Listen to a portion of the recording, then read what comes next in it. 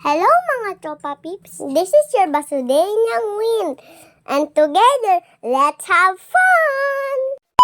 Hello mga tropa Sasabihin ko na nga pala po sa inyo kung bakit po napatigil kami ni Ate sa paglalakad sa daet. Kung nagtataka nga pala po kayo kasi nagulat po kami dun, ay panoodin nyo nga pala po ang vlog ko hanggang matapos. Alam nyo ba mga tropa peeps, mahirap na talaga ang parking dito sa Daet Sentro. Kaya ang ginawa na lang namin ay naglakad na lang kami kasi malapit naman ang pupuntahan namin. Iniwan na nga pala namin si Daddy kasi po maghahanap siya kung saan ipapark si Asher. Habang naglalakad nga pala po kami sa Jollibee Drive-thru, ay may nakita po kami ditong tindahan na may iPhone. Ay mapapalingon ka talaga sa mura. Tama po ang narinig nyo mga tropa peeps. Kaya mga tropa peeps, pumasok na kami ni Ate Shane dito sa store. Dito nga pala po yan sa Gemella OL Shop. Sobrang excited nga pala po mga tropa peeps kasi meron ditong iPhone 11. Tapos yung kulay pa niya, favorite color ko, purple. Ang iPhone 11 nga pala po nila dito ay mura lang. Sa halagang 11,999,